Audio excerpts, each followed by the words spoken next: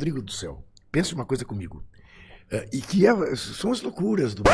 Ei, tem um corte que ninguém está fazendo? Me conta qual é? Comenta aqui. O mais pedido eu trago no próximo vídeo. Se inscreve pra conferir se foi o seu. Né? O cara que comprou um carro e está pagando prestação por 5 anos, ou que comprou um apartamento do Minha Casa Minha Vida, ou pelo financiamento da Caixa Econômica Federal, teme que se o Lula ganhar a eleição, vão tomar o apartamento, vão dividir o apartamento dele, vão tomar o carro dele. Que quando a gente fala em elite, fala dele. Não! Fala da elite, você fala do Vorcaro, você fala dos banqueiros, você fala... Cara que tem 8 bilhões na conta isso. Que nunca trabalhou uma vez na vida pra ter aquilo ali. E que não almoça 2 vezes por dia, não janta 2 vezes por dia, não anda em 2 carros ao mesmo tempo. Pra que ele tem 8 carros na garagem? Sim. É isso. Agora, o que nós estamos vivendo? E não é de hoje que nós estamos vivendo. E que tem tudo a ver com uma preocupação legítima, né, do povo brasileiro hoje, com segurança pública. É que a disparidade é tamanha que o cara que não tem nada, e já não tem mais nada a perder também, ele diz, não, esse telefone aqui eu vou pegar, que eu vou fazer R$100 com ele, vou tomar minha cachaça, vou comer um sanduíche de mortadela, vou viver mais 2 dias. Ah, isso se justifica? Claro que não. É óbvio que não. Mas é assim que as coisas funcionam. Dado o egoísmo de uma sociedade que está pouco se lixando para quem está morrendo de fome na calçada. E será que por isso a gente não tem que melhorar a comunicação com essas Sem dúvida. pessoas? Será que o governo... Sem dúvida. Saiu uma matéria agora que 72% dos jovens de 16 a 24 anos não votam no atual governo. Eles se afastaram desse governo. Os caras querem um governo mais à direita, que defende mais a individualidade. O cara pode fazer por ele pode prosperar sozinho, ele não depende de Estado, ele não depende de nada. E o mundo que a gente vive hoje, nunca foi tão essencial um Estado forte para cuidar da gente. Sem dúvida. Eu primeiro quero dizer para você, não sei que pesquisa é essa que você está se referindo. Tem muita pesquisa marota, né? Eu falei, a pesquisa é assim, como foi feita? Ele me falou isso. Qual isso, foi a pergunta? Isso. Qual é o ponto de... Não, e quem é que fez a pesquisa? Porque tem muita pesquisa hoje, por exemplo, feita por empresas que estão aí no mercado financeiro. Sim, não é isso? Sim. Pesquisa de bancos, pesquisa... Então, a gente tem que tomar cuidado. Ótimo. Tem que tomar cuidado com isso. Isso é uma coisa. Agora, que eu estou de acordo contigo, que é preciso fazer uma revolução também na comunicação, estou de acordo com você que o governo, o PT, perdeu muito da simbiose que fazia com as comunidades de base no Brasil, com os movimentos da Igreja Católica. Perdeu muito entre os evangélicos, principalmente entre os neopentecostais. E isto é grave, não apenas do ponto de vista eleitoral. O que é realmente grave é o seguinte, é que, de novo, um governo popular está fazendo consumidores e não está fazendo cidadãos. Não está trazendo consciência política. Tudo bem, você fala com o Lula, ele diz, ninguém tem consciência política se tiver de estômago vazio. Tá bom, mas não há nenhuma incompatibilidade em você permitir que o cara se alimente e se eduque. Sim. E se eduque. E eu tô cansado, tô chegando a 70... já cheguei. A 76 anos de idade. Não aguento mais ouvir o discurso de que a educação é que resolve tudo, porque, embora a educação seja mesmo que resolva tudo, continua sendo sonegada da grande parcela da população brasileira. Por mais progresso que tenha havido, essa que é a verdade. E aí, há que se fazer justiça, na história do Brasil, a figuras como Leonel Brizola, a Darcy Ribeiro, o CIEP. Outro dia, Rodrigo, outro dia eu fui fazer uma palestra em Macaé, interior do Rio de Janeiro. Você desce no aeroporto Santos Dumont e vai lá para dentro, né? Pega ali a ponte Niterói. Como é que chama a ponte? Rio-Niterói? Rio-Niterói. E vai lá para dentro do estado do Rio de Janeiro. Eu vi 3 CIEPs nesse trajeto. Desativados. Com mato saindo pelas janelas. Me deu uma tristeza. Te confesso que me deu vontade de voltar. De falar, quer saber? O motorista fala assim, volta para o aeroporto, me leva para São Paulo. Não vou falar. Entendeu? Porque é um crime. O que era aquilo? Educação em período integral, educação esportiva, alimentação. Tinha tudo. e tudo foi jogado fora, foi abandonado. Esse é um pecado irrecorrível de qualquer governo. Porque não existe meio melhor do que para você controlar um povo, que não seja o de evitar que ele tenha acesso à cultura, que ele tenha noções de cidadania. E nisso, os governos do Lula e da Dilma falharam também. Falharam também? Eu acho que sim. Mas é que Eu acho que sim. Por mais que tenha havido progresso, os Enem, ProUni. Não, sem dúvida, melhorou. Mas eu digo para você o seguinte, se eu sou presidente do Brasil, eu aviso o povo, algumas áreas em que a gente vai ter dificuldade. Talvez as estradas vão ficar mais esburacadas durante... Agora, eu vou jogar tudo que eu posso da educação do povo brasileiro. Isso, educação não é gasto, é investimento. Brizola dizia isso, Darcy Ribeiro dizia isso. Veja bem, eu nunca fui brizolista, tá? Só para deixar claro para vocês. Né? Nem nunca tive a oportunidade de votar no Brizola. Aliás, tive para presidente e não votei no Lula. Mas é isso que eu quero dizer. Há algumas coisas que acho que aí sim o povo cansou de ouvir dizer que ia fazer e não fez. Então, esse desalento... Mas você sabe que tem uma pesquisa, essa sinceríssima da Ipsos, uma pesquisa mundial, que mostra que, com diferenças em países aqui ou ali, mas alguma coisa em torno de 70% da população mundial não acredita mais no sistema político que está posto nos países. Quaisquer países. 70%? Isso dá a medida do desalento. Então, que esta forma de democracia não responde mais. Porque vejam, quer dizer, olha o mundo que nós estamos vivendo. Com aparência de que está tudo normal, Roberto. Bomba em Gaza, genocídio em Gaza, bomba no Irã, e a Rússia invade a Ucrânia. E os Estados Unidos fazem o que fazem pelo mundo afora. Rouba o presidente do Panamá, sequestra o presidente da Venezuela. Ameaça o presidente. Eu tenho dito isso. Eu te pergunto, eu sei que quem está tendo que responder aqui sou eu, mas te pergunto. Me pergunta que eu respondo. Se você fosse presidente do Brasil, você dormiria tranquilo no Palácio da Alvorada? Não. Até porque a gente é muito próximo de toda a ação que vem chegando aqui. Tem um movimento político acontecendo de forma geral, além dos conflitos realmente explícitos, né, que você acabou de citar. A gente vê uma movimentação política acontecendo quando você pega os líderes da América do Sul se reunindo com um presidente americano. Isso. E o nosso não. Isso. Isso é um sinal. O nosso não, o da Colômbia não, o do México não. Mas você entende que toda a vizinhança ali tá meio que em xeque. É um tabuleiro de xadrez que está sendo mexido a todo instante.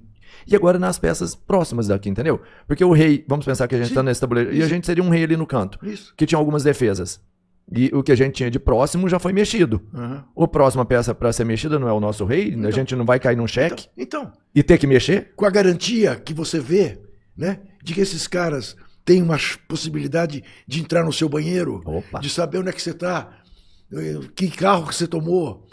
Manda ali um drone para pegar o Rodrigo. Não, monitorando todas as conversas, né? A gente usa só o aplicativo desses caras. Então, como é que a presidenta Cláudia Sheinbaum vai dormir sossegada?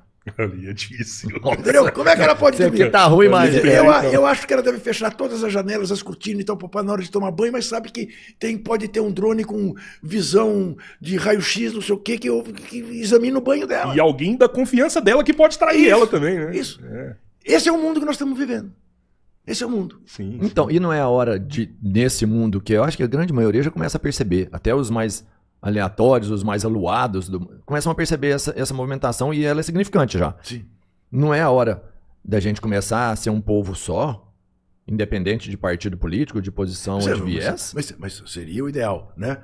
E pelo menos ter a consciência da necessidade da garantia da soberania do espaço em que você vive e tudo mais. Óbvio. Mas nem isso, né? Você não viu o senhor Eduardo Bolsonaro ir para Washington para trabalhar contra o Brasil?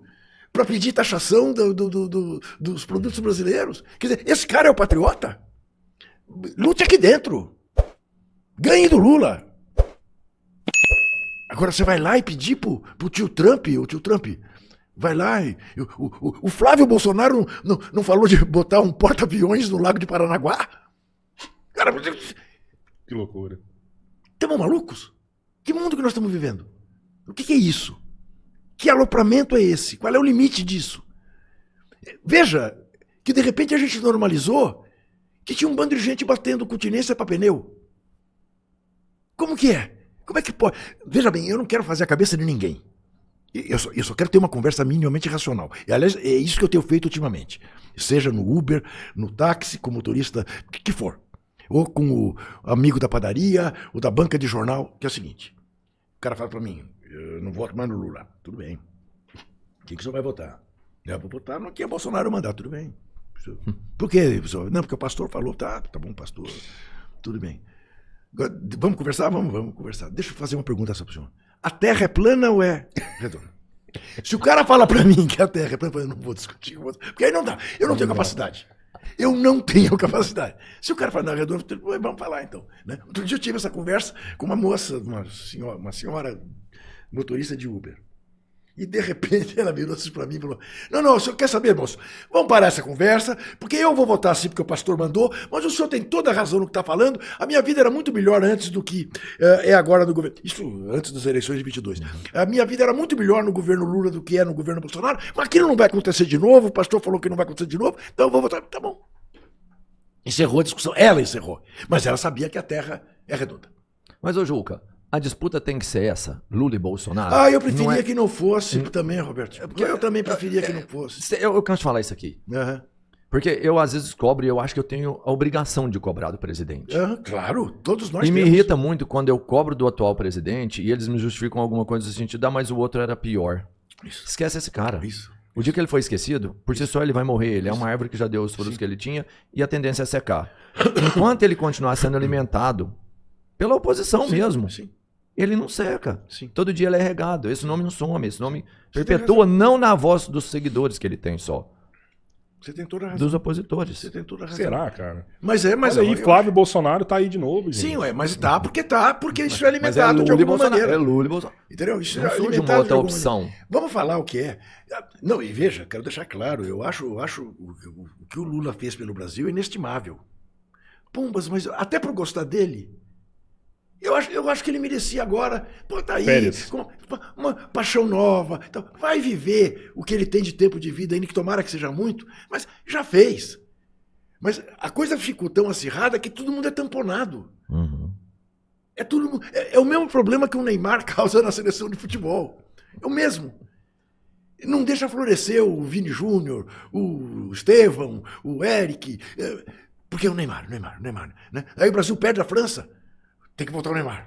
Mas isso, nesse caso, também não é um pouco de culpa do próprio Lula? O Lula nunca planejou um sucessor dele. Claro que sim. Inclusive, que ele.